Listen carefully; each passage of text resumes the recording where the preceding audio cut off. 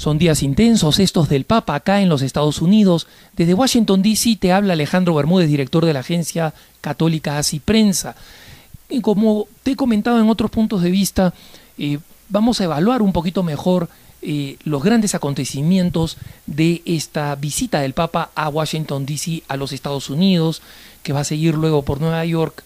En otros puntos de vista posteriores, por ahora, creo que lo mejor es dejar que el mismo Papa hable sin interpretadores, sin nadie que lo glose. Así que te invito a que sigas los acontecimientos de la visita papal en nuestra página www.asiprensa.com.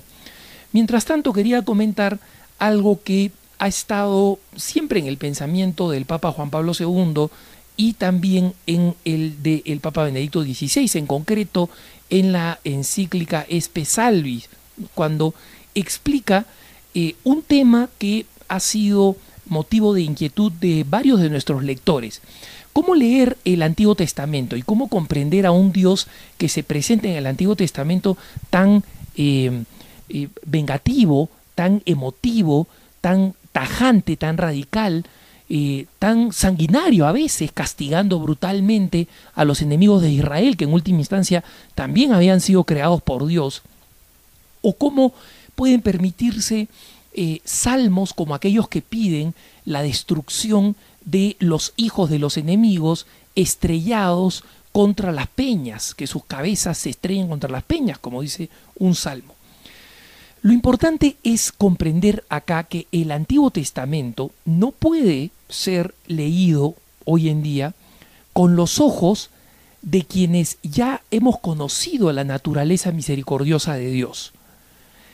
El pueblo de Israel era un pueblo peregrino, era un pueblo pequeño, insignificante, era un pueblo nómade que se encontraba en el Oriente Medio, en un lugar donde ciertamente las consecuencias del pecado sobre la humanidad tenían consecuencias significativas como en muchas otras partes del mundo. Pero acá de manera especial, Israel convivía con pueblos como los cananeos, por ejemplo, como los hititas, etcétera, que eran pueblos que tenían divinidades verdaderamente diabólicas. Por ejemplo, un dios como Moloch Baal era un dios que usualmente se representaba en forma de toro. Recuerden ustedes que Israel, cuando sale de Egipto y mientras Moisés está recibiendo las tablas de la ley, se construye un becerro de oro. La razón por la que se construye un becerro de oro era porque las religiones del costado tenían estos dioses que eran imágenes, ¿no? Y algunas eran imágenes profundamente crueles. Concretamente, Moloch Baal era una divinidad que requería sacrificios humanos, y cuando habían largas sequías, los sacerdotes de este culto mataban gente en grandes hogueras. Y se sabe históricamente que a veces en grandes catástrofes, en grandes epidemias, estas religiones han sacrificado 5 a 10.000 hombres, muchas veces niños, ante Moloch Baal. Y por supuesto, en casos de epidemias, no se dan cuenta que eran precisamente estas masacres masivas que dejaban cuerpos semicorrompidos, cenizas de cuerpos calcinados, etcétera, las que contribuían muy probablemente a reforzar estas plagas que ellos trataban de aplacar, ofreciéndole estos sacrificios espantosos a estas divinidades. Existían además divinidades femeninas como Ishtar o Ereshkigal, por ejemplo, que requerían sacrificios no solamente de seres humanos, sino específicamente de bebés.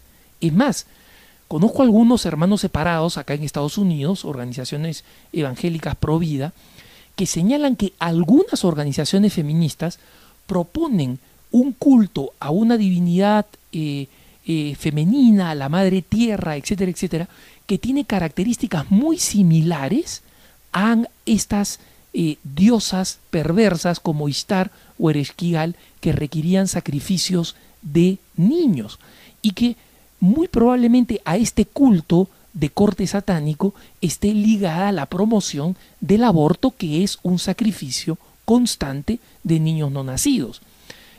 Como les digo, esto no está demostrado, pero les hablo de algo que algunos hermanos separados sostienen con muchos argumentos, ¿eh? Han hecho videos al respecto, han presentado textos, ensayos, documentos comparativos que, digamos, por lo menos son suficientes como para levantar las cejas y prestar un poco de atención.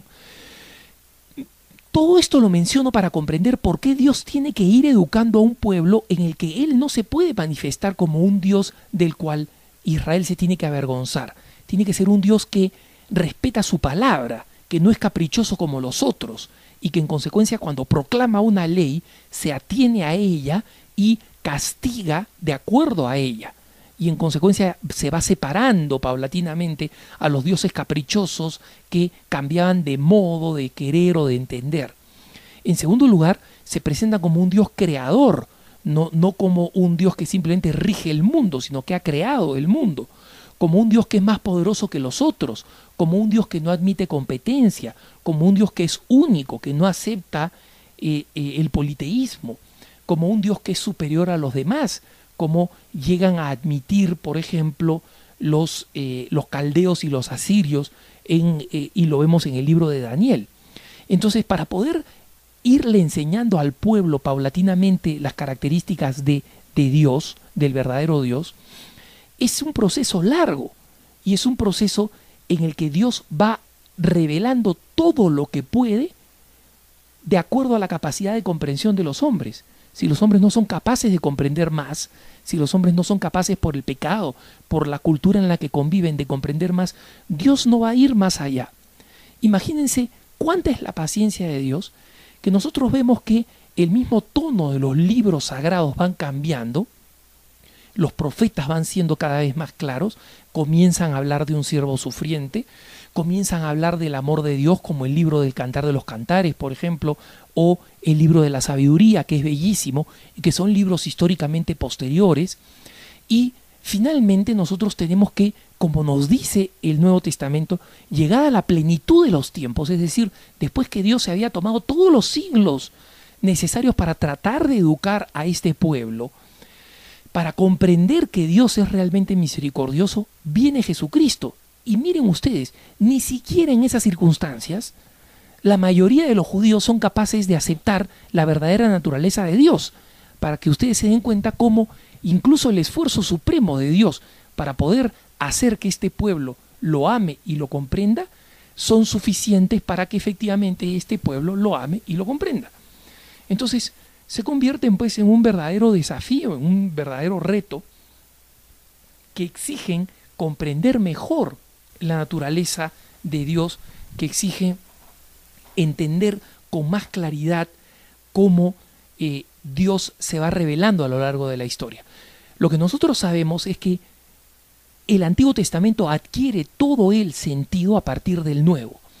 Y todo aquello que se nos presenta como lenguaje violento tiene en el fondo y en realidad un carácter profundamente espiritual. Y es el caso, por ejemplo, del hecho de que los católicos recemos todos los domingos de fiesta, o todas las solemnidades de fiesta. Entre los salmos que rezamos está el Salmo 149, que nos habla de sujetar a los reyes con argollas y a los nobles con esposas de hierro. Ejecutar la sentencia dictada es un honor para todos sus fieles.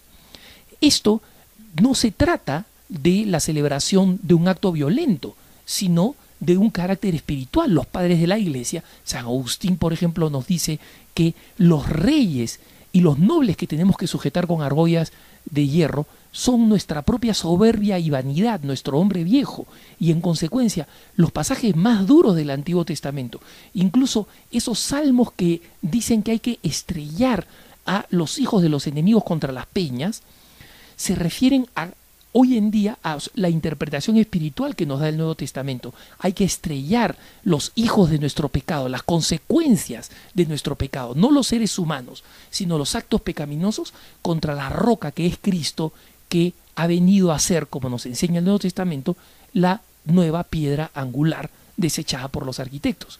De esa manera, pues, es como hay que entender el Antiguo Testamento a la luz del Nuevo, que revela la paciente pedagogía de Dios. Que tengas un buen día.